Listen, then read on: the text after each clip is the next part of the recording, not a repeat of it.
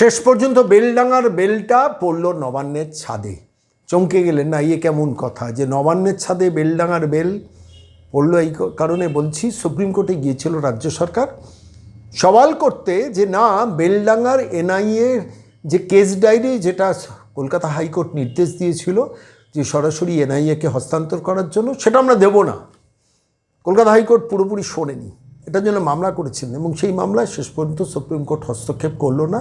এনআইএর case diary দেওয়ার যে সিদ্ধান্ত কলকাতা হাইকোর্টের প্রধান বিচারপতির বেঞ্চ সরাসরি দিয়ে দিয়েছিল রাজ্য পুলিশকে, সেই এনআইএর কেস ডায়েরি এনআইএকে দিতে হবে, মানে বেলডাঙার কেস ডায়েরি এনআইএকে দিতে হবে।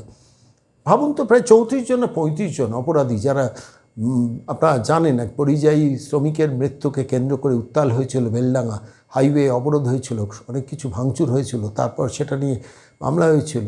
রাজ্য সরকার স্বতঃপ্রণোদিত হয়ে লোক দেখানো কিছু লোককে গ্রেফতার করেছিল, কিন্তু তাদের আর ইউএপিএ ধারা দেওয়া হয়নি, যাতে পুরো ব্যাপারটা এনআইএর তদন্তের হাতে না যায়।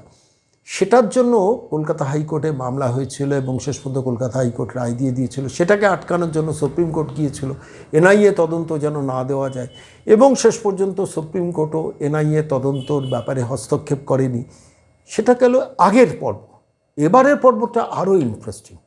এবার বারবার CBI court, NIA court lower লেভেলে তারা নির্দেশ দিচ্ছিল রাজ্য পুলিশকে যে সমস্ত কেস ডায়েরিটা আপনারা হস্তান্তর করে দিন একে, এনআইএকে।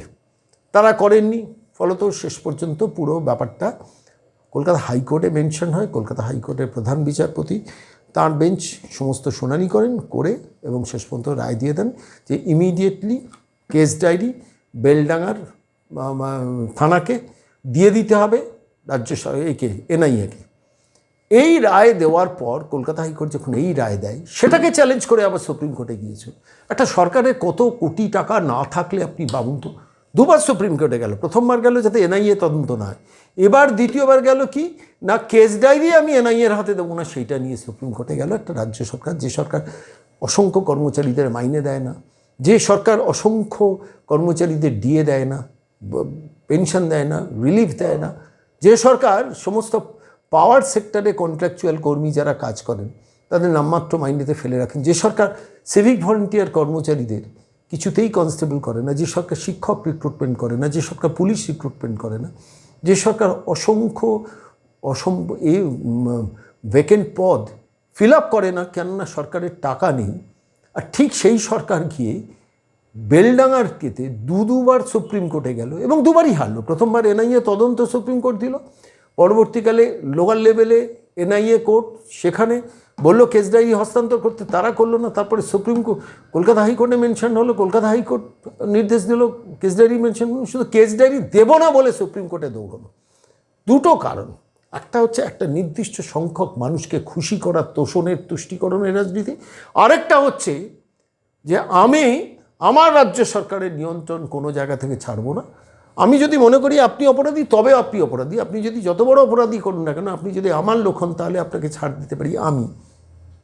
নবান্নের 14 তলা, আমার এতটাই ক্ষমতা, এবং সেই ক্ষমতার মাথায় বেলটা ভেঙে পড়ল সুপ্রিম কোর্টের। লজ্জায় হেঁট হলো বাঙালির মাথা, বারবার হেঁট হয়, বারবার এরা যায়, ন্যাড়া বেলতলায় বারবার যায়, নবান্ন সুপ্রিম কোর্টে, হাইকোর্টে বারবার যায়, হারে। কিন্তু প্রশ্নটা হচ্ছে, হারে হারুক, পয়সাটা খরচ হচ্ছে কার?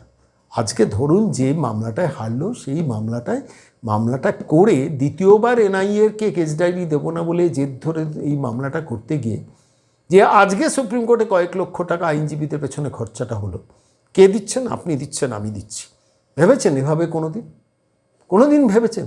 এটা যে তথাকথিত মেন স্ট্রিম মিডিয়া, বাংলা সংবাদপত্র একটি শব্দ করে না, একটি প্রশ্ন এটা নিয়ে উচ্চারণ করে না। আমার প্রশ্ন এখানে, একটা সরকার কত বড় প্রতারক না হলে সাইলেন্টলি চলে গেছে। আমি আপনি কেউ খবরও জানতাম না। যখন মিডিয়াতে দেখালো, যখন সংবাদ মাধ্যমে দেখালো যে বেলডাঙাতে আবার ধাক্কা রাজ্যে, তখন আমরা জানলাম যে এই বাটপার একটা সরকার, সেই সরকার শুধু বেলডাঙা কেস লড়তে গিয়ে আবার দ্বিতীয়বার মুখ থুবড়ে পড়ল। এরপর আবার নতুন করে একটা কোনো নাকড়া ছাকড়া করবে। কতগুলো স্টেজ ভাবুন তো। ওই 34 জন 36 জনকে এর থেকে নিয়ে আসবো না, অর্থাৎ বহরমপুর আদালতে আছে, সেখান থেকে নিয়ে আসবো না কিছুতেই, কোথাও নিয়ে আসবো না, না এনআইএ কোর্টে প্রডিউস করবো না। প্রথমে বললো আমার লোক নেই, অ্যাডিকুয়েট সিকিউরিটি দিলাম না। দ্বিতীয়বার বললো কি হায়ার সেকেন্ডারির পরীক্ষা, তারপরে ভার্চুয়াল তাদের অ্যাটেন্ড করানো। কতবার একটা লিগ্যাল প্রসেসের জন্য কত কোটি কোটি টাকা গলে যাচ্ছে। এনআইএরও তো কয়েক কোটি টাকা গলে গেল আদালতে আইনজীবী পেশ করতে, একাধিক দিন। এনআইএ আদালত যেটা কলকাতায় আছে সেখানে অন্তত 10-12 দিন শুনানি হয়েছে। কলকাতা হাইকোর্টে এটা নিয়ে 2 দফায় শুনানি হয়েছে। একবার মামলা করা হয়েছিল যাতে এনআইএ তদন্ত হয়, সেটা নিয়ে শুনানি হয়। সেটা আটকাতে রাজ্য সরকার সুপ্রিম কোর্টে গিয়েছিল, সেখানে হেরেছিল। আবার কলকাতা হাইকোর্টে আবার মামলা করলো, আবার সেই মামলাতে দেখা গেল যে শেষ পর্যন্ত এনআইএর কেস ডায়েরি দেওয়ার জন্য নির্দেশ দিল কলকাতা হাইকোর্ট। সেইটাকে চ্যালেঞ্জ করে গেছে বদমাইশগুলো সুপ্রিম কোর্টে। শেষ পর্যন্ত সুপ্রিম কোর্টে মুখ থাবড়া খেলো আজকে। এবং শেষ পর্যন্ত এখন দেখা যাক বেলডাঙ্গা কাণ্ডে কেস ডায়েরি এনআইএকে হস্তান্তরিত হয় কি হয় না জানি না। নির্বাচনী খবরের ভিড়ে এইসব খবর হারিয়ে যায়।